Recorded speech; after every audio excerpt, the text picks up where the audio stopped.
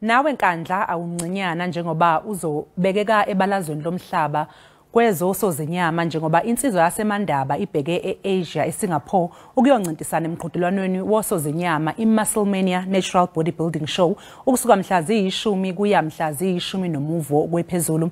Lensizwa nguCelumusa Mthimkhulu kanti isiwole iningi lezicoco zalomkhakha weMusclemania lapha eAfrika ingakho ke isibheke eSingapore nje. Kodwa ke kuneyinselele ukulibangisa kwayo kulase Asia njengoba ingabonwa inkece noxhaso. Njengamanje ke sixhumana nayo ngohlelo lwezokuxhumana iZoom. Celumusa sikwamukele indabeni zasemini sikhalalisele ngempumelelo osube nayo kulomdlalo. Sitshele ngohambo lwakho lwase Asia ufike kanjani kuleli zinga? Ngiyabingelela ngibonga ithuba kakhulu kweSABC News. Emva kokuthi ke ngihole icoco lapha kwiAfrica Musclemania ihlandla kulandelana bese ngiqokwa ukuthi ke ngihambe ngiyomncintisana nabanye usozinyama from amanye amazwe kwi-World Cup le eAsia. Lolu hambo Celumusa luza nezindleke ezinkulu. Sitshele nje ngokuyikhona okudingekayo ukuze ube eSingapore.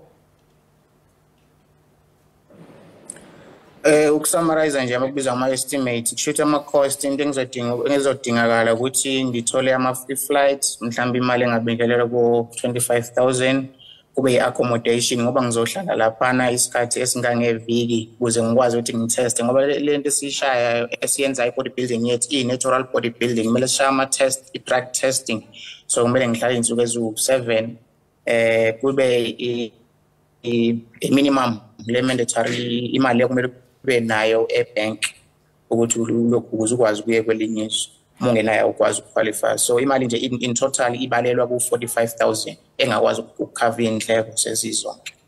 Uhamba nini ke insizwenye kanti futhi ke umuntu ofisa ukuxhasa angenze njani? Kumele ngilibangise khona le Singapore ngomsombuluko ngoba ziwu5 nje. Umuntu ofuna ukuxhasa engazama ukulokhuzana ongaxhumana nami kwinamba 073 4314014 okanye inamba i-account yami yakwaCapitec i139801. Awusixolise ke mbukeli sibe nenkinga nje nokuxhumana noCelumusa Mthimkhulu. uCelumusa usozinyama ke waseMandaba eNkandla. Besikhuluma naye mayelana ngomncintiswano ayomela lelizwa kuwo eSingapore kepha kuneyinselele zokuhlanganisa imali edingekayo ukuya khona. Simfisela nje inhlahla engathi ke angalithola ke noxhaso.